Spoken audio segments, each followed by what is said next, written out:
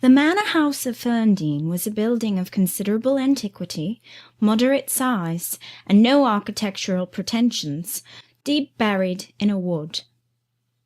I had heard of it before.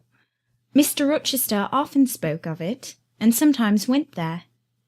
His father had purchased the estate for the sake of the game covers. He would have let the house, but could find no tenant, in consequence of its ineligible and insalubrious site. Ferndean then remained uninhabited and unfurnished, with the exception of some 2 or 3 rooms fitted up for the accommodation of the squire, when he went there in the season to shoot. To this house I came just ere dark, on an evening marked by the characteristics of sad sky, cold gale, and continued small penetrating rain.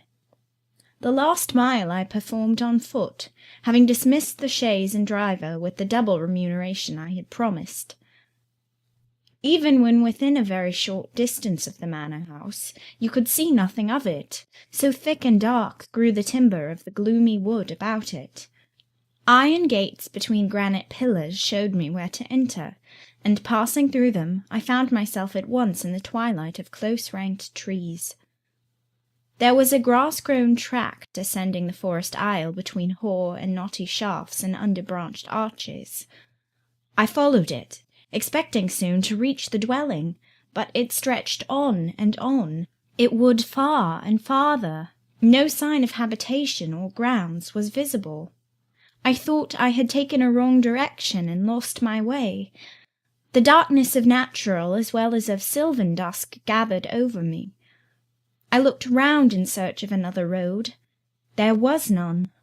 All was interwoven stem, columnar trunk, dense summer foliage.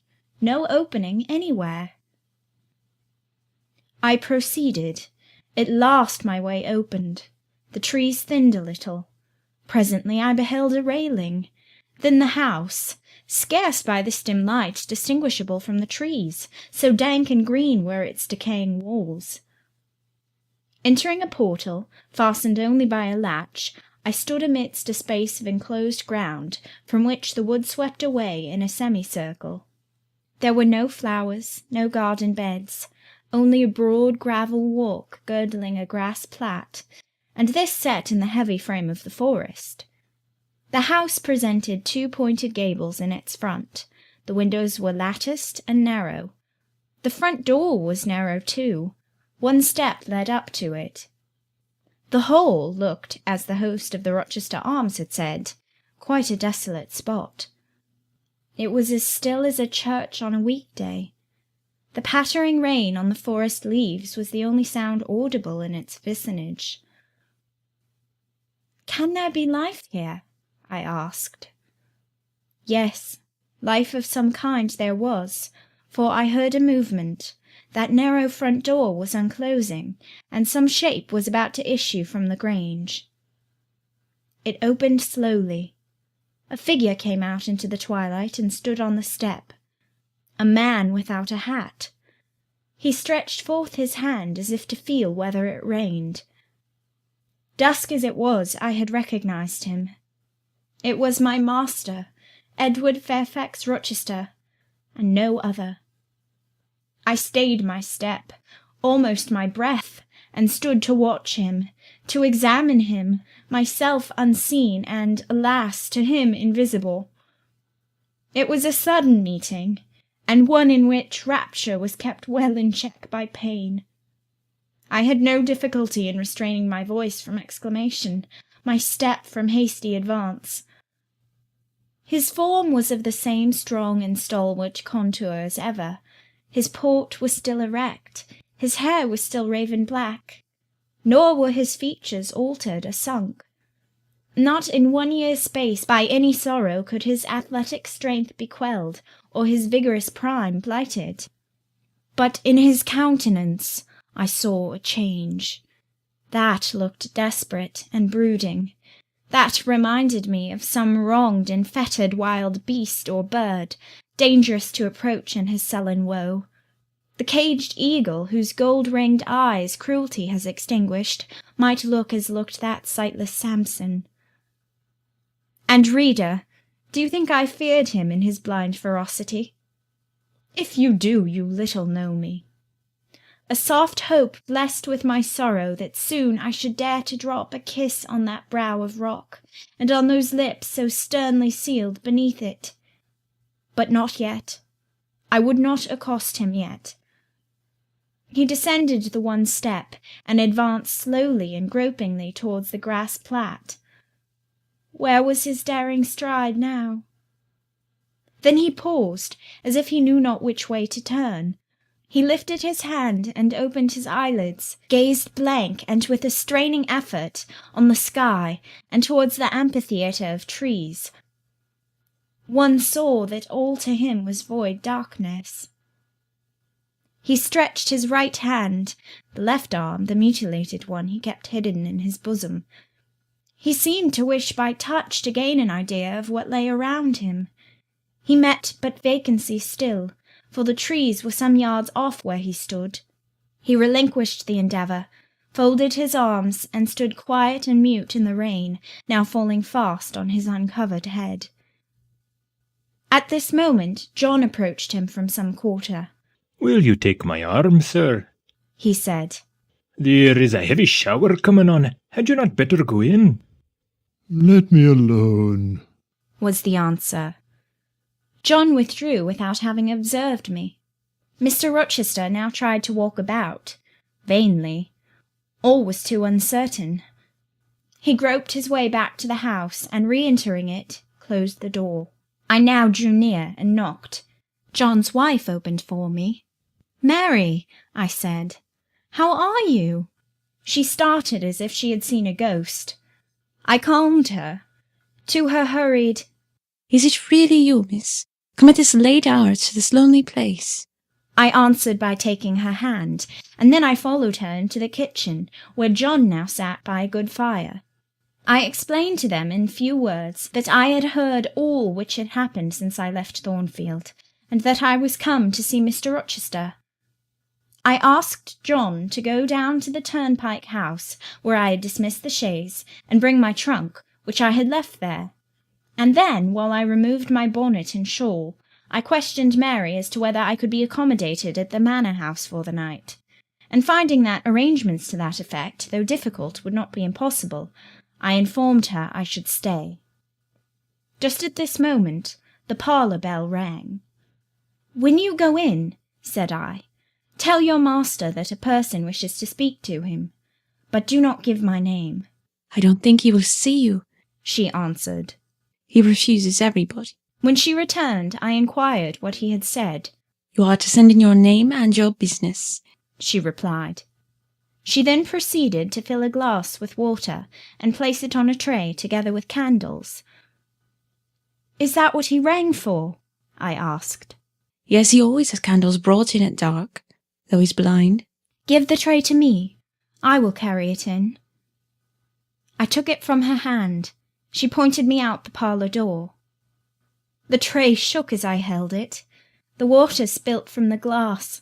My heart struck my ribs loud and fast. Mary opened the door for me and shut it behind me. This parlour looked gloomy.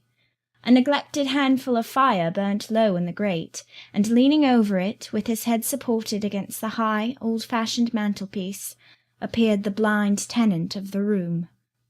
His old dog Pilot lay on one side, removed out of the way, and coiled up as if afraid of being inadvertently trodden upon. Pilot pricked up his ears when I came in. Then he jumped up with a yelp and a whine, and bounded towards me. He almost knocked the tray from my hands. I set it on the table, then patted him, and said softly, "Lie down." Mr. Rochester turned mechanically to see what the commotion was, but as he saw nothing, he returned and sighed. "Give me the water, Mary," he said. I approached him with the now only half-filled glass. Pilot followed me, still excited. "What is the matter?" he inquired. "Down, Pilot," I again said. He checked the water on its way to his lips, and seemed to listen. He drank and put the glass down. This is you, Mary, is it not? Mary's in the kitchen, I answered. He put out his hand with a quick gesture, but not seeing where I stood, he did not touch me. Who is this? Who is this? He demanded, trying as it seemed to see with those sightless eyes. Unavailing and distressing attempt. Answer me. Speak again. He ordered, imperiously and aloud. Will you have a little more water, sir?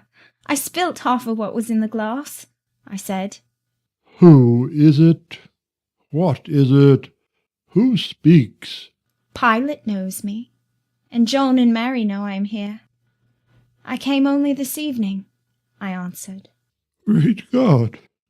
What delusion has come over me? What sweet madness has seized me? No delusion, no madness. Your mind, sir, is too strong for delusion, your health too sound for frenzy. And where is the speaker? Is it only a voice? Oh, I cannot see, but I must feel, or my heart will stop and my brain burst.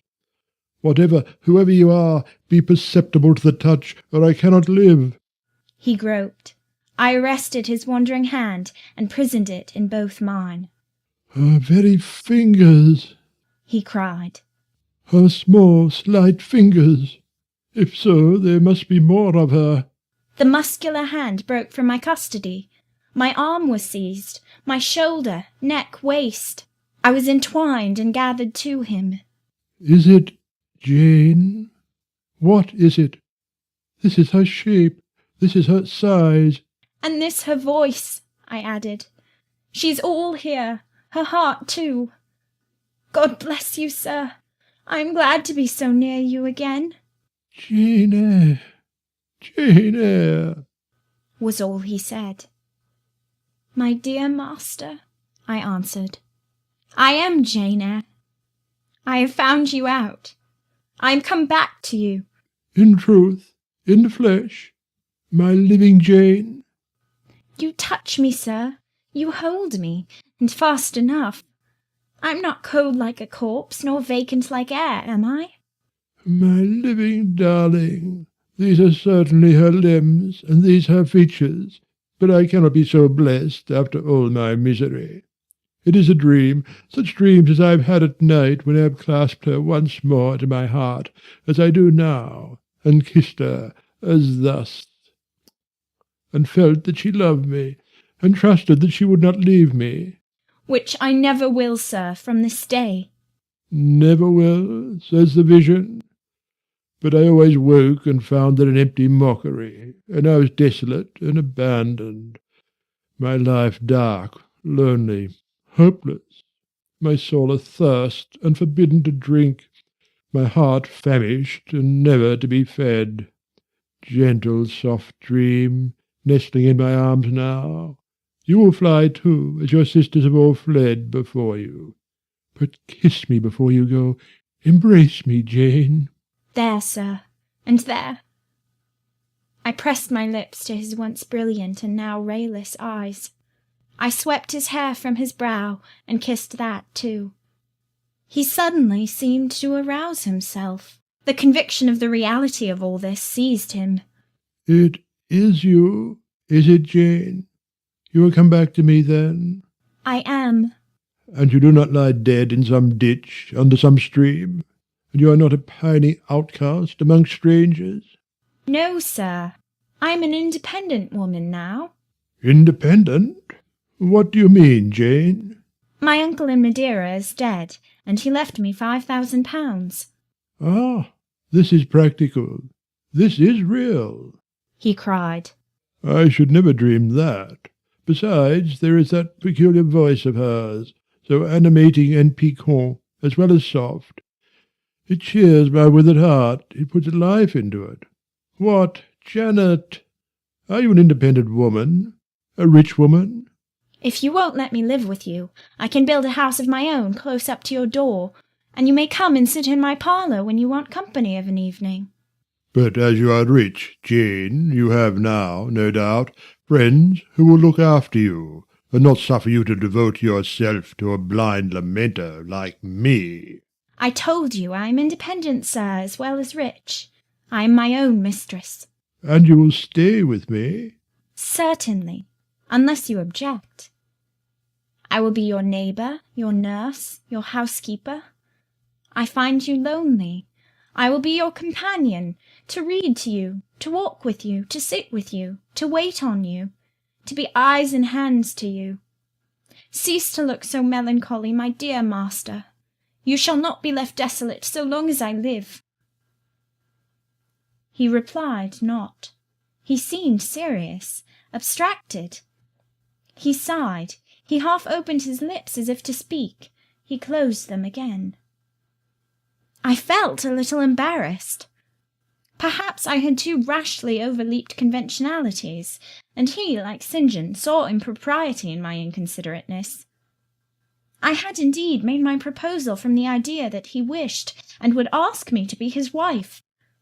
An expectation not the less certain, because unexpressed, had buoyed me up, that he would claim me at once as his own.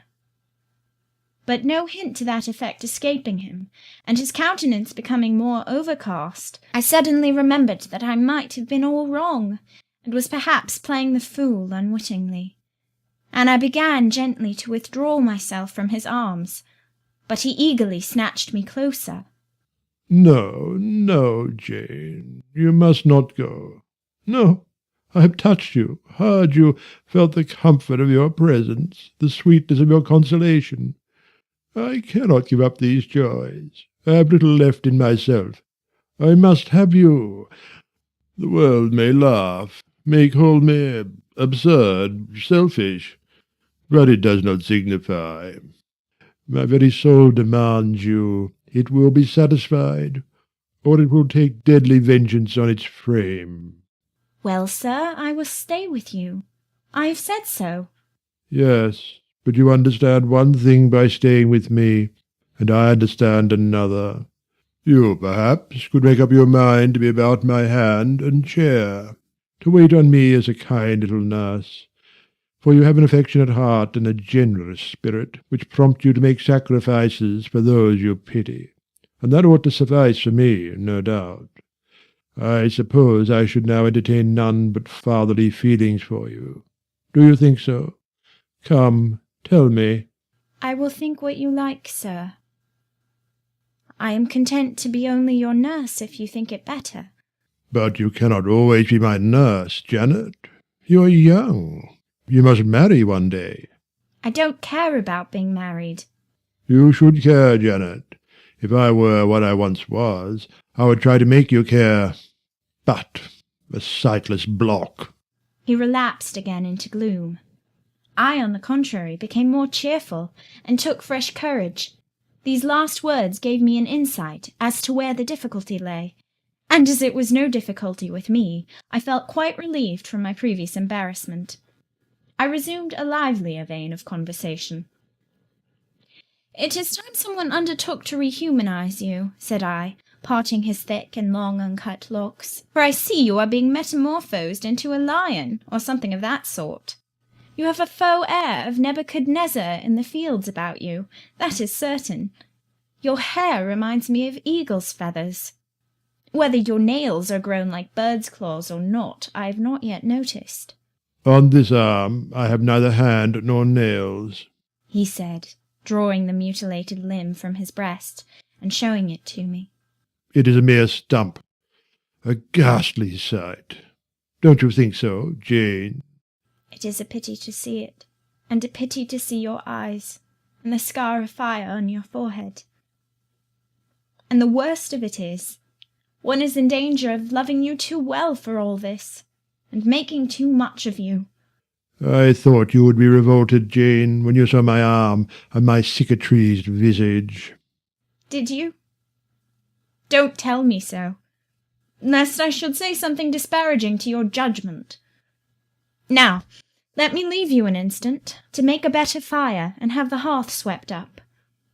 Can you tell when there is a good fire? Yes, with the right eye I see a glow, a ruddy haze. And you see the candles? Very dimly. Each is a luminous cloud. Can you see me? No, my fairy, but I am only too thankful to hear and feel you. When do you take supper? I never take supper. But you shall have some tonight. I am hungry. So are you, I dare say, only you forget. Summoning Mary, I soon had the room in more cheerful order. I prepared him, likewise, a comfortable repast. My spirits were excited, and with pleasure and ease I talked to him during supper, and for a long time after. There was no harassing restraint, no repressing of glee and vivacity with him, for with him I was at perfect ease, because I knew I suited him. All I said or did seemed either to console or revive him. Delightful consciousness! It brought to life and light my whole nature. In his presence I thoroughly lived, and he lived in mine. Blind as he was, smiles played over his face, joy dawned on his forehead, his lineaments softened and warmed. After supper, he began to ask me many questions of where I had been, what I had been doing, how I had found him out, but I gave him only very partial replies. It was too late to enter into particulars that night. Besides, I wished to touch no deep thrilling chord, to open no fresh well of emotion in his heart. My sole present aim was to cheer him, cheered, as I have said, he was, and yet but by fits. If a moment's silence broke the conversation, he would turn restless, touch me, then say, Jane, you are altogether a human being, Jane? You are certain of that? I conscientiously believe so, Mr. Rochester. Yet how, on this dark and doleful evening, could you so suddenly rise on my lone hearth? I stretched my hand to take a glass of water from a hireling, and it was given me by you. I asked a question, expecting John's wife to answer me, and your voice spoke at my ear. Because I had come in Mary's stead with the tray. And there is enchantment in the very hour I am now spending with you. Who can tell what a dark, dreary, hopeless life I have dragged on for months past, doing nothing, expecting nothing, merging night in day, feeling but the sensation of cold when I let the fire go out, of hunger when I forgot to eat, and then a ceaseless sorrow, and at times a very delirium of desire to behold my Jane again. Yes, for her restoration I longed, far more than for that of my lost sight. How can it be that Jane is with me, and says she loves me? Will she not depart as suddenly as she came? To-morrow, I fear, I shall find her no more. A commonplace, practical reply, out of the train of his own disturbed ideas, was, I was sure, the best and most reassuring for him in this frame of mind. I passed my fingers over his eyebrows, and remarked that they were scorched, and that I would apply something which would make them grow as broad and black as ever. Where is the use of doing me good in any way, beneficent spirit, when, at some fatal moment, you will again desert me, passing like a shadow, whither and how to me unknown, and for me remaining afterwards undiscoverable? Have you a pocket comb about you, sir? What for, Jane? Just to comb out the shaggy black mane. I find you rather alarming when I examine you close at hand. You talk of my being a fairy, but I am sure you are more like a brownie. Am I hideous, Jane? Very, sir. You always were, you know. The wickedness has not been taken out of you wherever you have sojourned. Yet I have been with good people, far better than you, 100 times better people, possessed of ideas and views you never entertained in your life, quite more refined and exalted. Who the deuce have you been with? If you twist in that way, you will make me pull the hair out of your head, and then I think you will cease to entertain doubts of my substantiality. Who have you been with, Jane? You shall not get it out of me tonight, sir. You must wait till tomorrow. To leave my tale half told will, you know, be a sort of security that I shall appear at your breakfast table to finish it. By the by, I must mind not to rise on your hearth with only a glass of water then. I must bring an egg at the least, to say nothing of fried ham. You mocking changeling, fairy-born and human-bred, You make me feel as I have not felt these 12 months. If Saul could have had you for his David, the evil spirit would have been exorcised without the aid of the harp. There, sir, you are read up and made decent. Now I'll leave you. I've been travelling these last 3 days, and I believe I am tired. Good night. Just one word, Jane. Were there only ladies in the house where you have been? I laughed and made my escape, still laughing as I ran upstairs. A good idea, I thought with glee. I see I have the means of fretting him out of his melancholy for some time to come. Very early the next morning I heard him up and astir, wandering from one room to another. As soon as Mary came down, I heard the question, Is Miss Eyre here? Then, Which room did you put her into? Was it dry? Is she up? Go and ask if she wants anything, and when she will come down. I came down as soon as I thought there was a prospect of breakfast. Entering the room very softly, I had a view of him before he discovered my presence. It was mournful indeed to witness the subjugation of that vigorous spirit to a corporeal infirmity. He sat in his chair, still but not at rest, expectant evidently, the lines of now habitual sadness marking his strong features. His countenance reminded one of a lamp quenched, waiting to be relit. And alas, it was not himself that could now kindle the lustre of animated expression. He was dependent on another for that office. I had meant to be gay and careless, but the powerlessness of the strong man touched my heart to the quick. Still, I accosted him with what vivacity I could. "It is a bright, sunny morning, sir," I said. "The rain is over and gone, and there is a tender shining after it. You shall have a walk soon." I had wakened the glow. His features beamed. Oh, you are indeed there, my skylark. Come to me. You are not gone, not vanished. I heard one of your kind an hour ago, singing high over the wood, but its song had no music for me, any more than the rising sun had rays. All the melody on earth is concentrated in my Jane's tongue to my ear. I am glad it is not naturally a silent one. All the sunshine I can feel is in her presence. The water stood in my eyes to hear this avowal of his dependence, just as if a royal eagle, chained to a perch, should be forced to entreat a sparrow to become its purveyor. But I would not be lachrymose. I dashed off the salt drops and busied myself with preparing breakfast. Most of the morning was spent in the open air. I led him out of the wet and wild wood into some cheerful fields. I described to him how brilliantly green they were, how the flowers and hedges looked refreshed, how sparklingly blue was the sky. I sought a seat for him in a hidden and lovely spot, a dry stump of a tree. Nor did I refuse to let him, when seated, place me on his knee. Why should I, when both he and I were happier near than apart? Pilate lay beside us. All was quiet. He broke out suddenly while clasping me in his arms. Cruel, cruel deserter!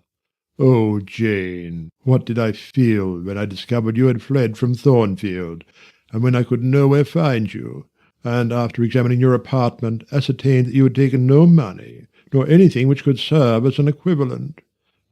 A pearl necklace I had given you lay untouched in its little casket.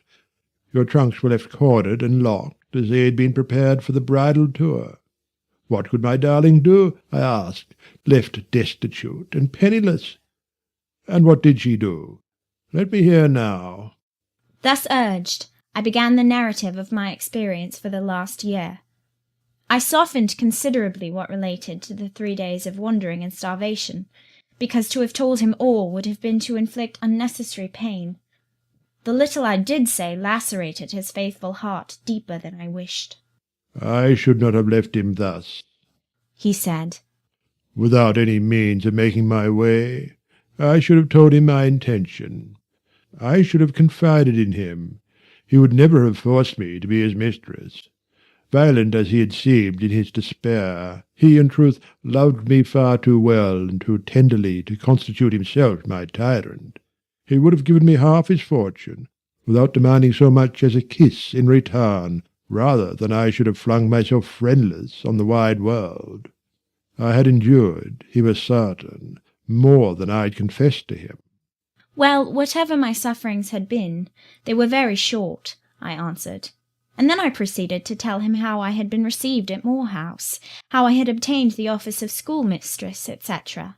The accession of fortune, the discovery of my relations, followed in due order. Of course, St. John Rivers's name came in frequently in the progress of my tale. When I had done, that name was immediately taken up. This St. John, then, is your cousin? Yes. You have spoken of him often. Do you like him? He was a very good man, sir. I could not help liking him. A good man. Does that mean a respectable, well-conducted man of 50? Or what does it mean? St. John was only 29, sir. Jeune encore, as the French say. Is he a person of low stature, phlegmatic and plain? A person whose goodness consists rather in his guiltlessness of vice than in his prowess and virtue? He is untiringly active. Great and exalted deeds are what he lives to perform. But his brain, that is probably rather soft. He means well, but you shrug your shoulders to hear him talk. He talks little, sir. What he does say is ever to the point. His brain is first-rate. I should think not impressible, but vigorous. Is he an able man, then? Truly able. A thoroughly educated man? St. John is an accomplished and profound scholar. His manners, I think, you said, are not to your taste? Priggish and parsonic? I never mentioned his manners, but unless I had a very bad taste, they must suit it. They are polished, calm, and gentlemanlike. His appearance. I forget what description you gave of his appearance. A sort of raw curate, half strangled with his white neckcloth, and stilted up on his thick-soled high-lows, eh? St. John dresses well. He is a handsome man, tall, fair, with blue eyes, and a Grecian profile. Aside. Damn him. To me. Did you like him, Jane? Yes, Mr. Rochester, I liked him, but you asked me that before. I perceived, of course, the drift of my interlocutor.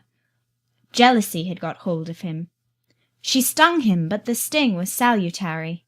It gave him respite from the gnawing fang of melancholy. I would not, therefore, immediately charm the snake.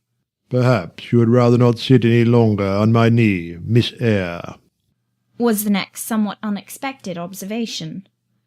Why not, Mr. Rochester? The picture you have just drawn is suggestive of a rather too overwhelming contrast.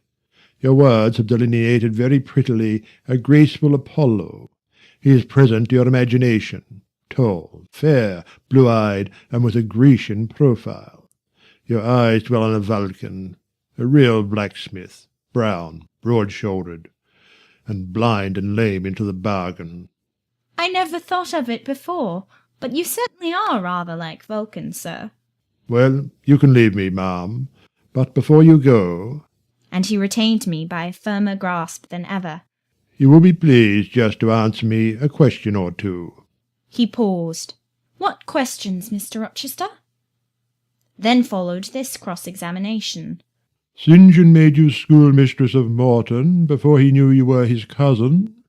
Yes. You would often see him? He would visit the school sometimes? Daily. He would approve of your plans, Jane? I know they would be clever, for you are a talented creature.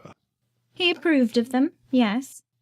He would discover many things in you he could not have expected to find. Some of your accomplishments are not ordinary. I don't know about that. You had a little cottage near the school, you say. Did he ever come there to see you? Now and then? Of an evening? Once or twice. A pause. How long did you reside with him and his sisters after the cousinship was discovered? 5 months. Did Rivers spend much time with the ladies of his family? Yes, the back parlour was both his study and ours. He sat near the window, and we by the table. Did he study much? A good deal. What? Hindustani. And what did you do meantime? I learnt German at first. Did he teach you? He did not understand German. Did he teach you nothing? A little Hindustani. Rivers taught you Hindustani? Yes, sir. And his sisters also? No, Only you? only me. Did you ask to learn? No. He wished to teach you? Yes. A second pause. Why did he wish it? Of what use could Hindustani be to you? He intended me to go with him to India. Ah, here I reach the root of the matter. He wanted you to marry him? He asked me to marry him. That is a fiction, an impudent invention to vex me. I beg your pardon, it is the literal truth. He asked me more than once, and was as stiff about urging his point as ever you could be. Miss Eyre, I repeat it, you can leave me. How often am I to say the same thing? Why do you remain pertinaciously perched on my knee when I have given you notice to quit? Because I am comfortable there. No, Jane, you are not comfortable there because your heart is not with me. It is with this cousin, this St. John. Oh, till this moment I thought my little Jane was all mine. I had a belief she loved me even when she left me. That was an atom of sweet in much bitter. Long as we have been parted, hot tears as I have wept over our separation, I never thought that while I was mourning her, she was loving another. But it is useless grieving. Jane, leave me. Go and marry Rivers. Shake me off then, sir. Push me away, for I'll not leave you of my own accord. Jane, I ever liked your tone of voice. It still renews hope. It sounds so truthful. When I hear it, it carries me back a year. I forget that you have formed a new tie. But I'm not a fool. Go. Where must I go, sir? Your own way, with the husband you have chosen. Who is that? You know, this St. John Rivers. He is not my husband, nor ever will be. He does not love me. I do not love him. He loves as he can love, and that is not as you love, a beautiful young lady called Rosamond. He wanted to marry me only because he thought I should make a suitable missionary's wife, which she would not have done. He is good and great, but severe, and for me cold as an iceberg. He is not like you, sir. I am not happy at his side, nor near him, nor with him. He has no indulgence for me, no fondness. He sees nothing attractive in me, not even youth, only a few useful mental points. Then I must leave you, sir, to go to him? I shuddered involuntarily, and clung instinctively closer to my blind but beloved master. He smiled. What, Jane? Is this true? Is such really the state of matters between you and Rivers? Absolutely, sir. Oh, you need not be jealous. I wanted to tease you a little to make you less sad. I thought anger would be better than grief. But if you wish me to love you, could you but see how much I do love you, you would be proud and content. All my heart is yours, sir. It belongs to you, and with you it would remain, were fate to exile the rest of me from your presence for ever. Again, as he kissed me, painful thoughts darkened his aspect. My seared vision, my crippled strength, he murmured regretfully.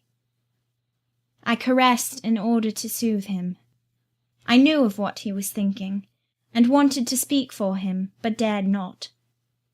As he turned aside his face a minute, I saw a tear slide from under the sealed eyelid and trickle down the manly cheek. My heart swelled. I am no better than the old lightning-struck chestnut tree in Thornfield orchard, he remarked ere long. And what right would that ruin have to bid a budding woodbine cover its decay with freshness? You are no ruin, sir, no lightning-struck tree. You are green and vigorous. Plants will grow about your roots, whether you ask them or not, because they take delight in your bountiful shadow. And as they grow, they will lean towards you and wind round you, because your strength offers them so safe a prop. Again he smiled. I gave him comfort. You speak of friends, Jane? He asked. Yes, of friends, I answered, rather hesitatingly, for I knew I meant more than friends, but could not tell what other word to employ. He helped me. Ah, Jane, but I want a wife. Do you, sir? Yes. Is it news to you? Of course. You said nothing about it before. Is it unwelcome news? That depends on circumstances, sir. On your choice. Which you shall make for me, Jane. I shall abide by your decision. Choose then, sir. Her who loves you best. I will at least choose her I love best. Jane, will you marry me? Yes, sir. A poor blind man whom you will have to lead about by the hand? Yes, sir. A crippled man, 20 years older than you, whom you will have to wait on? Yes, sir. Truly, Jane? Most truly, sir. Oh, my darling, God bless and reward you. Mr. Rochester, if ever I did a good deed in my life, if ever I thought a good thought, if ever I prayed a sincere and blameless prayer, if ever I wished a righteous wish, I am rewarded now. To be your wife is, for me, to be as happy as I can be on earth. Because you delight in sacrifice. Sacrifice? What do I sacrifice? Famine for food? Expectation for content? To be privileged to put my arms round what I value, to press my lips to what I love, to repose on what I trust, is that to make a sacrifice? If so, then certainly I delight in sacrifice. And to bear with my infirmities, Jane, to overlook my deficiencies. Which are none, sir, to me. I love you better now, when I can really be useful to you, than I did in your state of proud independence, when you disdained every part but that of the giver and protector. Hitherto I have hated to be helped, to be led henceforth. I feel I shall hate it no more. I did not like to put my hand into a hireling's, but it is pleasant to feel it circled by Jane's little fingers. I prefer utter loneliness to the constant attendance of servants, but Jane's soft ministry will be perpetual joy. Jane suits me. Do I suit her? To the finest fibre of my nature, sir. The case being so, we have nothing in the world to wait for. We must be married instantly. He looked and spoke with eagerness. His old impetuosity was rising. We must become one flesh without any delay, Jane. There is but the licence to get. Then we marry. Mr. Rochester, I have just discovered the sun is far declined from its meridian, and Pilot is actually gone home to his dinner. Let me look at your watch. Fasten it into your girdle, Janet, and keep it henceforward. I have no use for it. It is nearly 4 o'clock in the afternoon, sir. Don't you feel hungry? The 3rd day from this must be our wedding day, Jane. Never mind fine clothes and jewels now. All that is not worth a fillip. The sun has dried up all the raindrops, sir. The breeze is still. It is quite hot. Do you know, Jane, I have your little pearl necklace at this moment fastened round my bronze scrag under my cravat. I have worn it since the day I lost my only treasure, as a memento of her. We will go home through the wood. That will be the shadiest way. He pursued his own thoughts without heeding me. Jane, you think me, I dare say, an irreligious dog, but my heart swells with gratitude to the beneficent God of this earth just now. He sees not as man sees, but far clearer, judges not as man judges, but far more wisely. I did wrong. I would have sullied my innocent flower, breathed guilt on its purity. The Omnipotent snatched it from me. I, in my stiff-necked rebellion, almost cursed the dispensation. Instead of bending to the decree, I defied it. Divine justice pursued its course. Disasters came thick on me. I was forced to pass through the valley of the shadow of death. His chastisements are mighty, and one smote me which has humbled me for ever. You know I was proud of my strength. But what is it now, when I must give it over to foreign guidance, as a child does its weakness? Of late, Jane, only of late, I began to see and acknowledge the hand of God in my doom. I began to experience remorse, repentance, the wish for reconcilement to my Maker.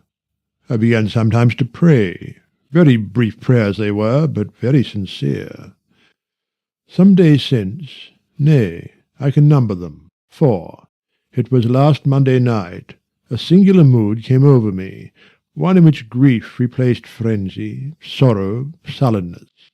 I had long had the impression that since I could nowhere find you, you must be dead. Late that night, perhaps it might be between 11 and 12 o'clock, ere I retired to my dreary rest, I supplicated God that if it seemed good to him, I might soon be taken from this life and admitted to that world to come, where there was still hope of rejoining Jane. I was in my own room, and sitting by the window, which was open. It soothed me to feel the balmy night air.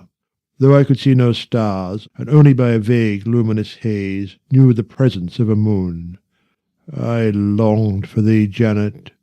Oh, I longed for thee, both with soul and flesh. I asked of God, at once in anguish and humility, if I had not been long enough desolate, afflicted, tormented, and might not soon taste bliss and peace once more. That I merited all I endured, I acknowledged. That I could scarcely endure more, I pleaded. And the Alpha and Omega of my heart's wishes broke involuntarily from my lips in the words, Jane, Jane, Jane.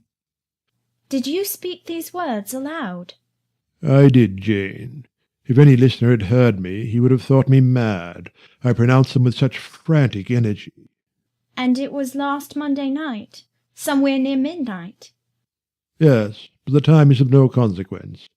What followed is the strange point. You will think me superstitious. Some superstition I have in my blood, and always had. Nevertheless, this is true. True, at least, it is, that I heard what I now relate.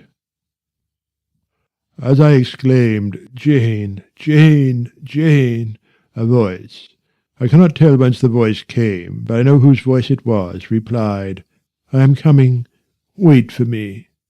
And a moment after went whispering on the wind the words, Where are you?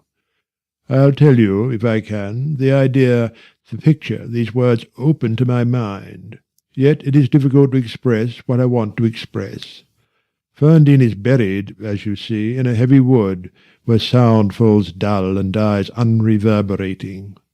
Where are you seems spoken amongst mountains, for I heard a hill-sent echo repeat the words.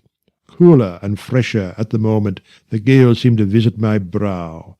I could have deemed that in some wild lone scene I and Jane were meeting. In spirit, I believe we must have met. You, no doubt, were at that hour in unconscious sleep, Jane.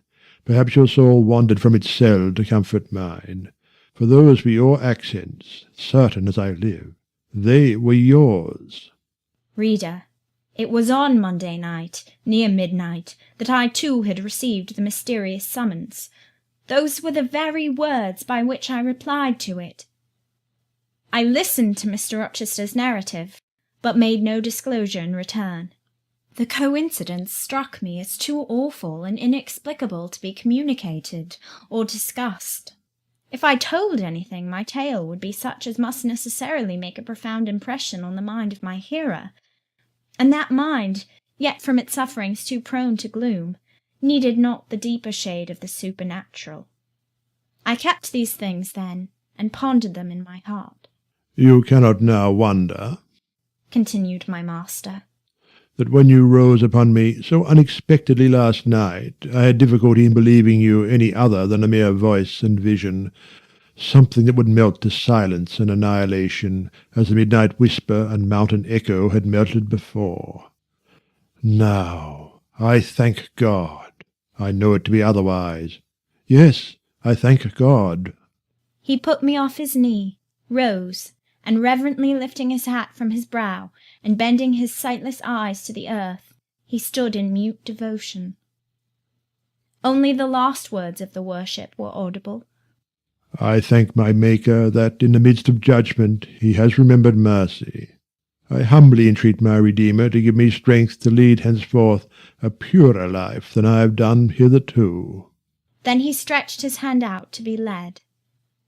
I took that dear hand, held it a moment to my lips, then let it pass round my shoulder. Being so much lower of stature than he, I served both for his prop and guide. We entered the wood and wended homeward.